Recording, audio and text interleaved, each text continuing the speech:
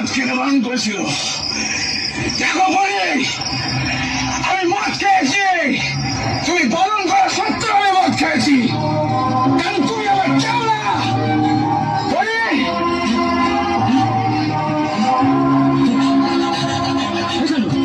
হচ্ছে নাকি অসভ্যতা? আমি অসভ্য? এই অসভ্যতা আমি করছি। যারা ভালোবেসে কেউ কাউকে কিছু দিলে ফেরত নিয়ে চলে যায়।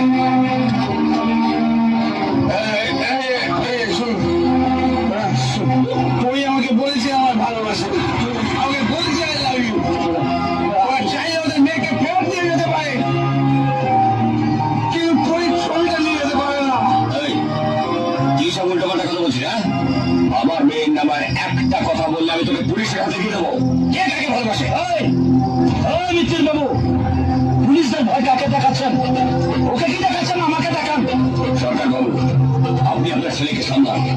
মদ খেয়ে মাতলামি করতে হলে ও ঘরে গিয়ে করতে পারে। এত লোকের সামনে আমাদের সম্মান হানি করতে চাইলে আমি কিন্তু ওকে ছাড়বো না।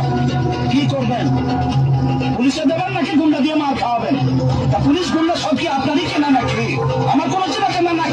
মিস্টার সরকার, আপনার ছেলে মদ খেয়ে মাতলামি করছে, আর আপনি ওর হয়ে ওকালতি করছেন। মদ খেয়েছে? ও মদ খেয়েছে তো? কত মদ খেয়েছিস না বাবা? কত? শোনেন মিত্তির বাবু, ওই জায়গায় যদি আমি থাকতাম না, তাহলে আমিও মদ খেতাম, আপনিও মদ খেতেন। কেন জানেন? কারণ মানুষ সব আঘাত সইতে পারে, ভালোবাসার আঘাতটা সইতে পারে না। কথা বুঝছেন? এখানে কোনো ভালোবাসার সিন নেই। এটা আপনার ছেলের মানসিক বিকাশ। আমার মেয়ের জীবন অতিষ্ঠ করে তুলেছে। তাই যদি হবে, তাহলে আপনি আপনার স্ত্রীকে পাঠিয়ে ছবিটা ফেরত নিয়ে গেলেন কেন? আপনার মেয়ে যদি আমার ছেলেকে ভালো নাই বাসে, তাহলে ওই ছবিটা উপহার দিয়েছিল কেন? এইসব কথার উত্তর আমি আপনার মতন একজন মাসের ব্যবসায়ীকে দেবো না। তাহলে কাদের উত্তর দেবেন? আপনার মতো সরকারি কর্মচারীদের, যারা বাঁ হাতে টাকা নিয়ে ডান হাতে সিন্ধুকে ধরে। সরকার বাবু, আপনি গলা চড়াবেন না।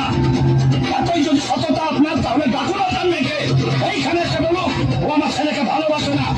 আসুক এখানে এসে বলুক যে আমার ছেলে ওর জীবন অতিষ্ঠ করে তুলেছে। চল চল,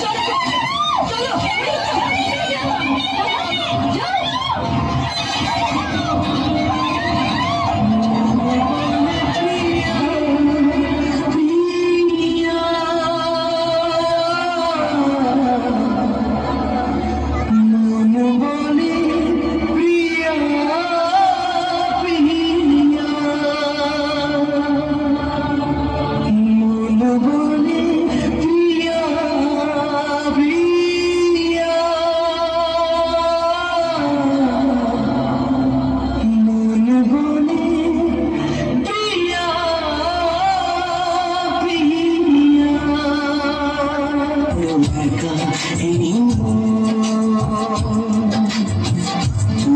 ছাড়া শূন্য জীবন,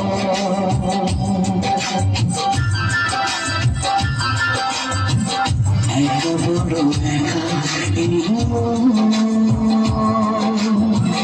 তুমি ছাড়া শূন্য জীবন, দু চোখে শ্রাবণ বুকে